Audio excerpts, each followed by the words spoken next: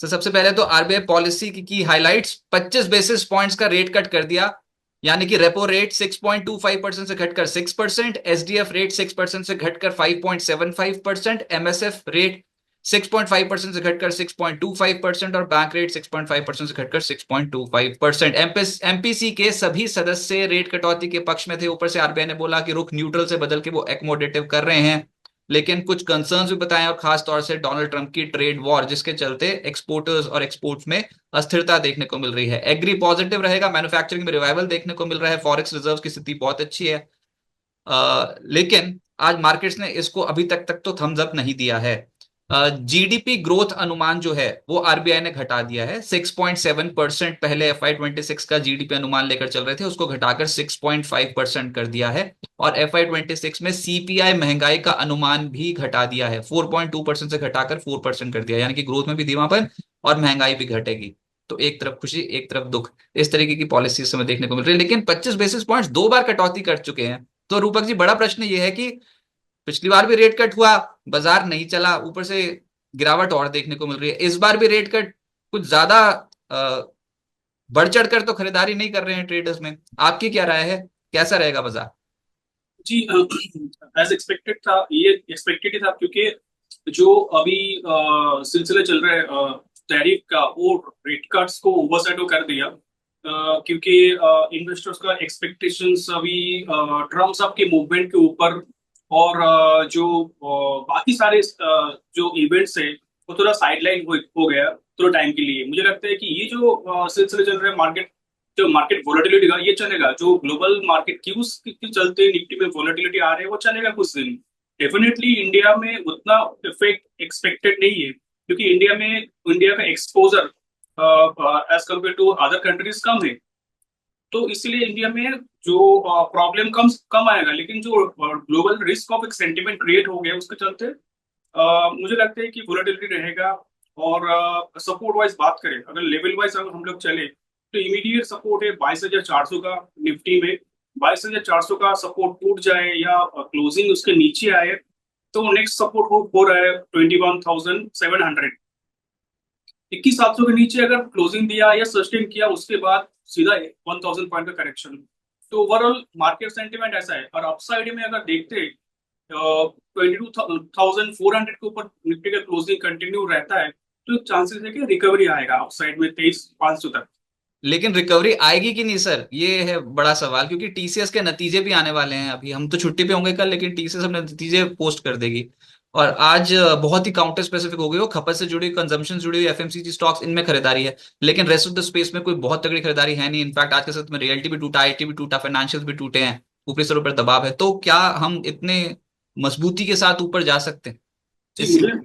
मुझे लगता है कि मार्केट नेक्स्ट वीक के लिए वेट करेगा, क्योंकि इस हफ्ता फ्राइडे ओपन है, फिर मंडे बंद है नेक्स्ट वीक का। तो ट्यूसडे से मुझे लगता है एक डिसाइसिव मूव देखने को मिलेगा। तब तक हो सकता है थोड़ा बहुत market, global market sentiment settle down करे, और उसके बाद ही शायद इन्वेस्टर्स या ट्रेडर्स पोजीशन बनाने के लिए रेडी रहेंगे।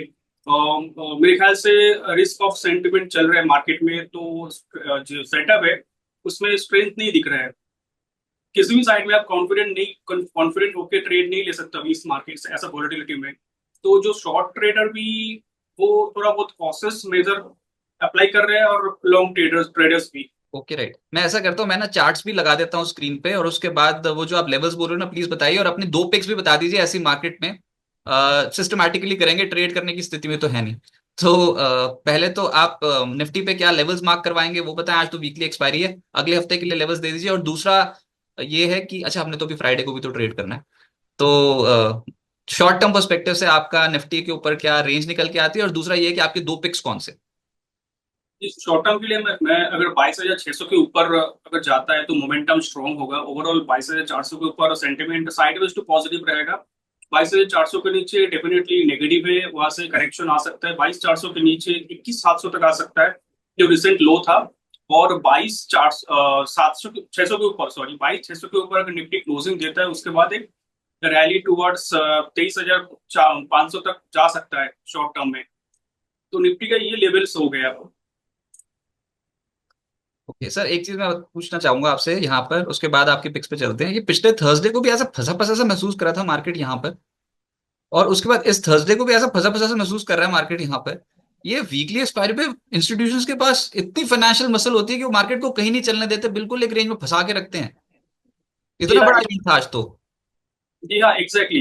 पिछले वेडनेसडे हम लोग बात कर रहे थे कि बहुत फ्लैट एक एक्सपायरी एक्सपेक्टेशन है।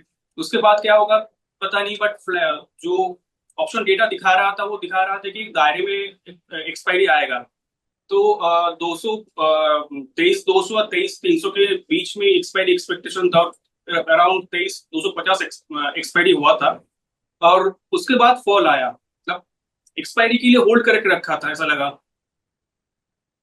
आज भी एक्सपायरी के चलते होल्ड करके रखा हुआ है, आरबीआई पॉलिसी का भी असर नहीं होने दे रहे, बताओ, इतनी तगड़े तरीके से होल्ड करके रखा हुआ है। कल की रेंज के बिल्कुल बीचों बीच कर रहे हैं कामकाज, और आज भी कितना, मतलब छोटी सी रेंज में कर रहे हैं कामकाज, मात्र 100 पॉइंट नीचे निफ्टी, इतना बड़ा इवेंट निकल गया, मतलब हाथी पास हो गया, फिर भी यहाँ पर नहीं कोई मूवमेंट आ रही है मार्केट पे। सर स्टॉक स्पेसिफिक बताएं, कहाँ पर नजर है?